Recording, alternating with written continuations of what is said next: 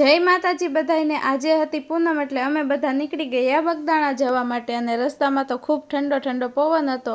તો પવન ખાતા ખાતા અમે પહોંચી ગયા બગદાણા અને બગદાણા જઈને પહેલાં લઈ લીધી પ્રસાદી અને સૌથી પહેલાં કરી લ્યો ધજાના દર્શન અને પછી તો ત્યાં સરસ મજાનું બૂટ ઘર બનાવ્યું હતું તો ત્યાં અમે ચપ્પલ મૂકી દીધા અને પછી કરી લીધા બાપાના દર્શન। તમે પણ કરી લ્યો।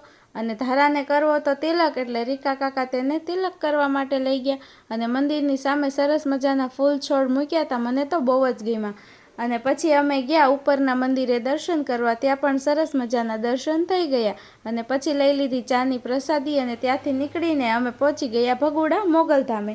2 દિવસ પહેલાં અહીંયા પાટોત્સવ હતો તો ત્યારનું ડેકોરેશન હજી પણ નહોતું કાઢ્યું અને રાતનો વ્યૂ તો જોરદાર હતો। અમે તો દર વર્ષે પાટોત્સવમાં આવ્યા જ છીએ પણ આ વર્ષે માનો હુકમ નહોતો એટલે અમે ન આવી શક્યા પણ તો પણ માએ 2 દિવસ અમને મોડા બોલાવી તો લીધા જ તે।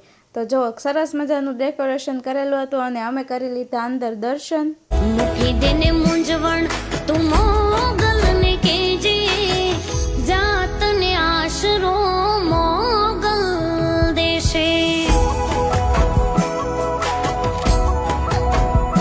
હો છોડી દેને ચિંતા તું મોગલને કેજે છોડી દેને ચિંતા તું મોગલને। અને એક દાદાએ અમને પેંડાની પ્રસાદી આપી તો અમે પ્રસાદી લઈ લીધી ને ધારાબેનને તો પેંડા બહુ ભાવે ને પછી ધારાએ ત્યાંથી લીધો કેમેરો ને મારા માટે મેં લીધી ચૂંદડી અને પછી તો અમે ઘરે પહોંચ્યા ને ત્યાં તો સવાર પડી ગઈ અને ઘરે જઈને કાંક અમે આવો બધો નાસ્તો કરી લીધો કેમ કે રાતે 1 વાગ્યાના આમનામ હતા અમે ભૂખ્યા એટલે ઘરે આવીને કરી લીધો નાસ્તો અને નાસ્તો કરીને તે જો ધારાબેન તો રસ્તામાં જ સૂઈ ગયા હતા અને કરણ પછી સૂઈ ગયા અને પછી આપણે પણ સૂઈ ગયા કેમ કે બહુ જ થાકી ગયા હતા। તો આજના વિડીયોમાં એટલું જ તે। જય માતાજી, જય દ્વારકાધીશ।